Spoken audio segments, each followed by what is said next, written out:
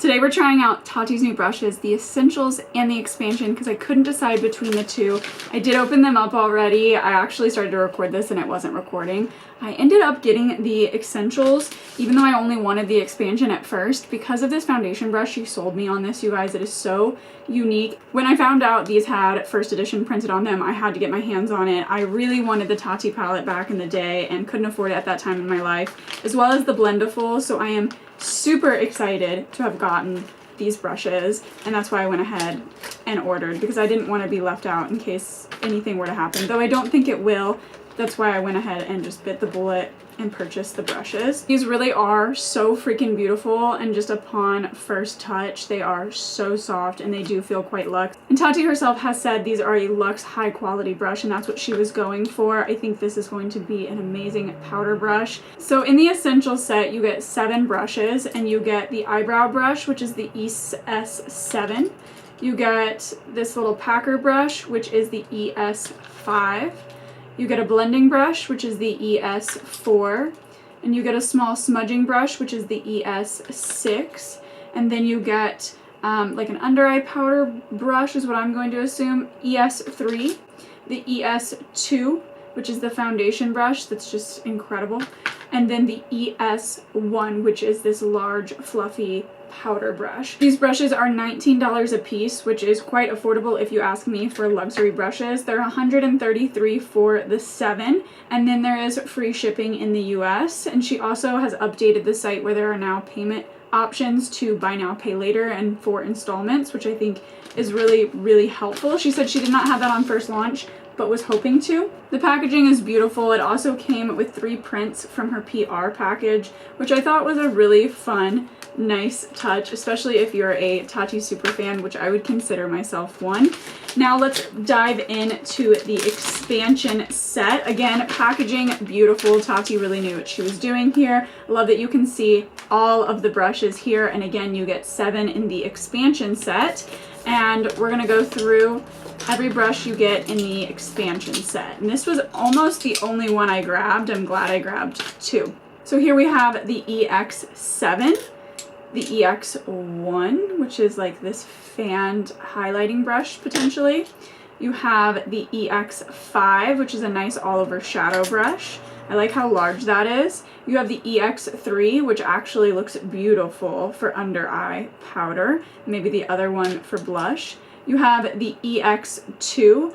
This looks like a nice maybe contour or blush brush.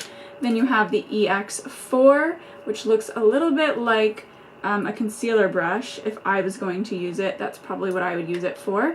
And then we have the EX6, which is this really nice angled kind of smudging brush that you can probably get underneath the eye and create a beautiful blown out underneath the eye look. Now, first impressions is these brushes feel, again, really luxe. They're weighted, but not too heavy. They don't feel cheap or flimsy.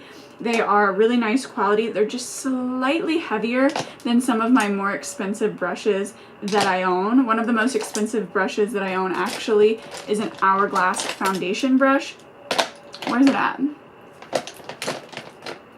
Not that I think it's necessary to compare brushes in order to know if they're good or not, but just to give you an idea, Hourglass is kind of weighted, and it's still a little less weighted than this, but this is a little, the details by Tati are a little less weighted than the Make brush. So if you guys are familiar with the company Make, this is like one of Hailey Bieber's favorite concealers, and it came with their precision buffer for their concealer. This is very weighted, and in a good way, but also kind of heavy. So I really do think Tati knew what she was doing, and that's kind of how I felt about this entire situation. Is Tati is very, very detailed when it comes to her reviews, when it comes to her videos, when it comes to her breakdowns, when it comes to her exploring makeup, experimenting with makeup, testing makeup, trying makeup. And so I really appreciate how detailed her videos are, and so I can see the attention to detail that has went into this product line as well. We're obviously going to try these on her face. Right now we're going to do a full face with them, so I just wanted to put all that info in here in case you guys wanted to know all of that, because if I was a consumer who did not have access, I would be watching these videos nonstop to try to talk myself into budgeting for these, but I probably would have purchased the second I found out she came up with Afterpay. So that's what I'm trying to give you today. We're definitely going to do a full face with these. Very excited, you guys. First things first, we're going to start with base foundation, and I'm going to put this on the back of my hand. I'm actually going in with the Infallible Fresh Wear today. This is shade 465. Love this foundation. I think it is a fantastic foundation, especially given the price.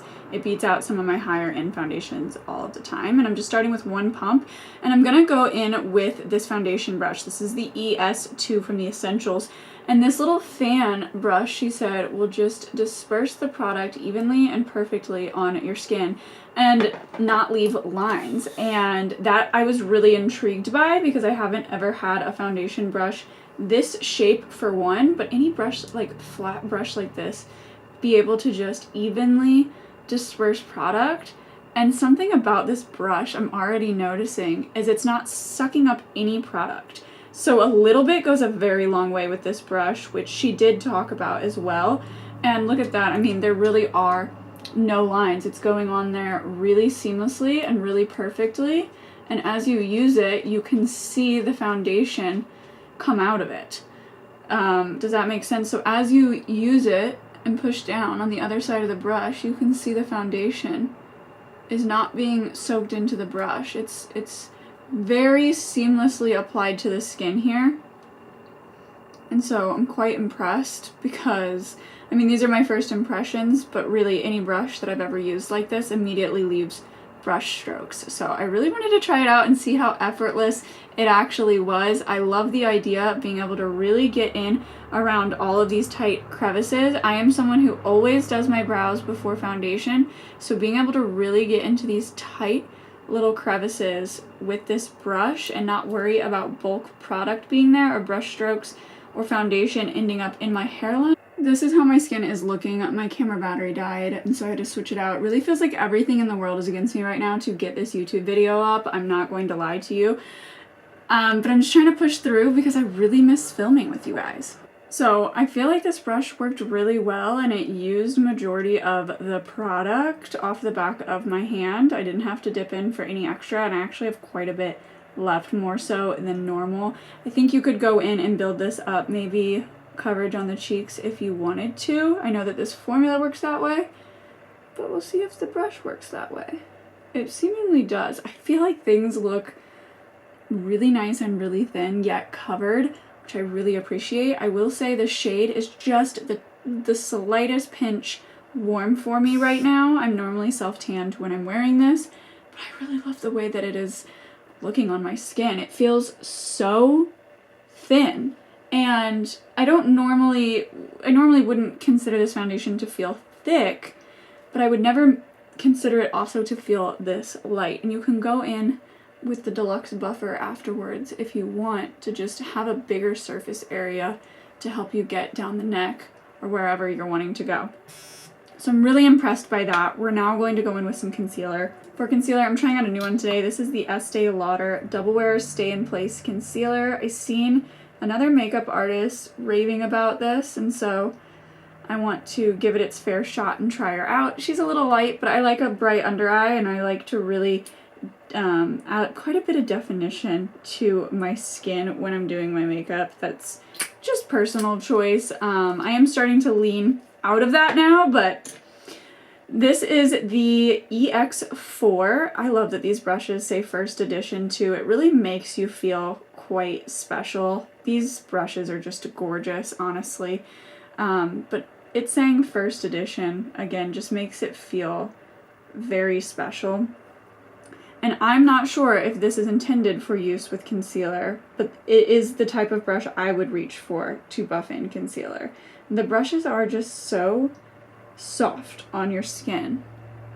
And the product blends quite quickly, which I like. Now this is a newer to me concealer as well, so I feel like I maybe don't have as much knowledge about how this normally looks versus how it looks with this brush than I would have. And I mean, at the end of the day, to be honest, you guys, these are just makeup brushes.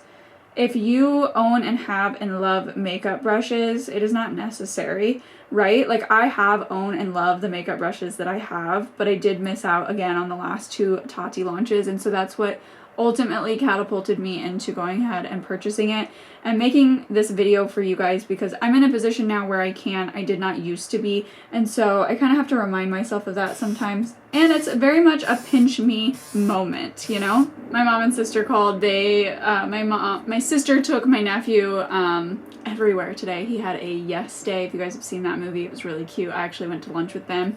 And so he was showing me his toy he got to pick out.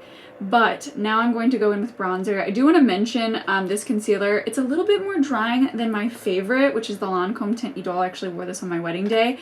It's not that I dislike this one, but it is, you know, just a slightly more dry formula, but not drying or crepey or cracky. I wouldn't, you know, consider it that. So anyway, I'm going to go in with the Fenty Match Sticks. This is by Rihanna in the shade Swedish. And I'm going to contour like I normally would, contour and bronze up the skin. I've been reaching for this a lot lately.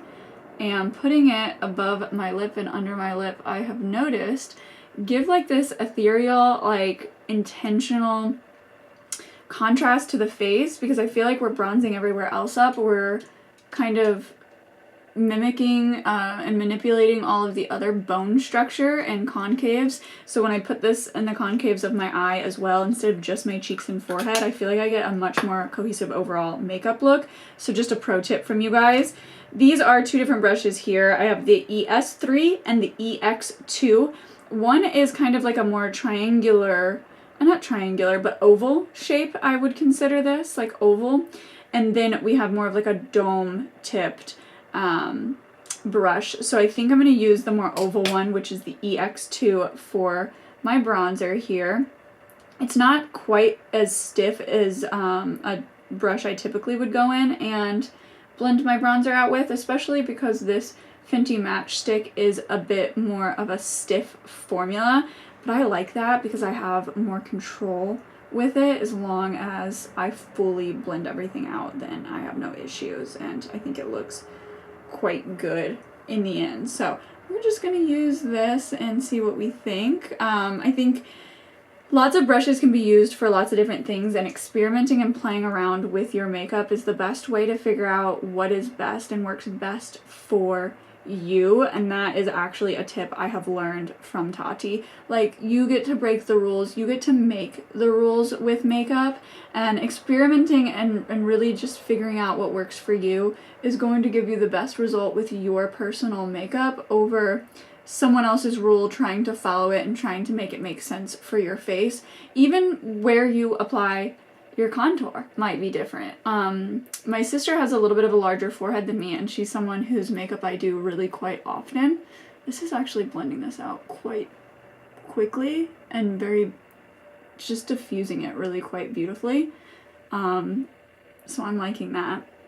But she is someone who has a larger forehead, so I will put like quite a bit on the very top of her forehead. But I'm someone who has a shorter, smaller forehead that's more proportionate with the middle and bottom section of my face. So if I do that and shorten it, then it makes the rest of my face look more uneven and kind of cuts off my forehead. I don't know if that makes sense, but I just implore you to experiment and try different techniques and apply your products differently from what you see your favorite guru do, to try to experiment and see what might look better on you. That's something I do a lot, is I experiment with my blush placement. It's one of my favorite things to experiment with, actually. I am a bit shocked, you guys. I feel like this blended out so effortless, like in a very airbrush effortless way. Like, I didn't really have to do a lot of blending or heavy lifting. The brush is kind of doing that for me, and that's something I have learned after using nothing but very affordable makeup for years and then being able to upgrade and use higher quality items. Now, the makeup, you know, space has changed quite drastically since then, and it's kind of hard to get a really bad makeup product nowadays. It either just like isn't your shade or isn't your tone or doesn't work for your skin type, but it's hard to just pick up a product that's actually terrible and just not good. It's really rare to come across. Now, these brushes have not shed on me yet once, and I feel like that's something I experience a lot actually whenever I get makeup, is they shed, so loving that. Now we're gonna go in with blush, and like I said, I'm gonna use the ES3. So EX is the expansion set, and the ES is the essential set. I'm gonna go in with the Patrick Ta Blush Duo in the shade She's Blushing. We're going to first go in with the cream and then the powder. I know Patrick says he goes in with the powder and then the cream, but I just cannot get myself to do that personally. It's just not something I can get myself to do, and that is okay. But this is a very modest blush. She's not super intense, and I think she's quite beautiful. This brush is so soft, you guys, when you use it on your face. It's just really, really soft. And I'm quite happy that I was able to get them. I'm feeling no regrets from my purchase, which is always nice, right? And I know we're doing a review here, but we're also kind of just doing my honest thoughts as I experience these with you on camera for the first time. I am so proud of Tati. I think she is so resilient and so beautiful inside and out to share what she does, share with the world. A lot of you guys may not know, I've had this YouTube channel since 2012, and I have attempted to build this since then. And I never really gained a following. It has taken me the last year to go from 2,000 subscribers to 5,000, which I am so grateful for. I hit 5,000 last week, and it felt really, really nice. Like, doing this for so long over here as a passion project felt like it hasn't really paid off in a way, and I got angry, to be honest with you. I was a little resentful of YouTube and the space and all the time, effort, and energy I had put into it growing up, and I kind of blew up on TikTok, but I put the same effort, care and thought into what I did over there. And so to blow up over there so quickly within 3 years, to have 280,000 followers, for those of you that don't know, over there, and not see that return here, has always just been a little bit of tension in the relationship I've had with YouTube because of that. But it's really where my heart lies. Like, it is really where my inspiration came for doing anything online and sharing anything online with anyone. So to be back here anyway feels really nice. It feels quite full circle, and I do plan on putting a lot more effort in the future here into YouTube. So I have this video coming up. I want to do some eye tutorials, and then I also have quite a few, like a Marshall's haul. Vlogging has never really been my thing. I don't have a vlog camera. My camera's quite heavy, but I could see myself purchasing one and maybe trying that out. But curated makeup tutorials, sitting down, have been my thing. Like, less casual, I feel like have been, I mean, still casual, but more structured. Like, I know what I'm doing. I know what I'm gonna say. I know what I'm filming. I know what I'm talking about. So, plan to see more of me. I'm tired of rambling. I'm sorry about that. These brushes have performed really well for my cream products. I feel like my face looks really beautiful and airbrushed, like Tati's always does.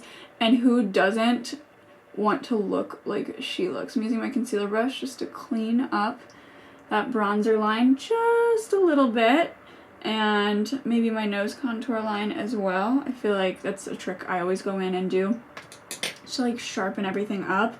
I am going to go ahead and start setting my face, and I think I'm going to use the eye brushes for a separate video. So I have these 3 left for the face, and we're going to use these. Why not do a separate video on the eye brushes? I think that they'll probably be somewhat similar and the same, but maybe someone else will come across them. So we've got this like triangle dome shaped brush. This is the EX3, and she is stunning and gorgeous, really. She's got her own thing going on. And I think we're going to use her for under eye brightening powder. And then this I can see me using for like highlight? I'm not sure. And this seems like an all over powder brush or bronzer brush, really. this is the ES1. This is what I'm going to use today to go ahead and set my entire face. I think I'm going to go in with the L'Oreal Infallible Blurfection powder. I think that this is such a good powder for a drugstore.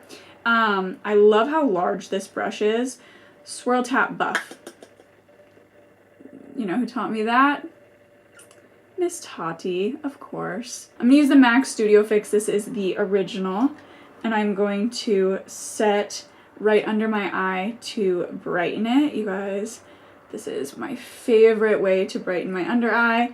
And I am very, very, very sad about the reformulation. Luckily, I had just bought a new one, so I have quite a bit here.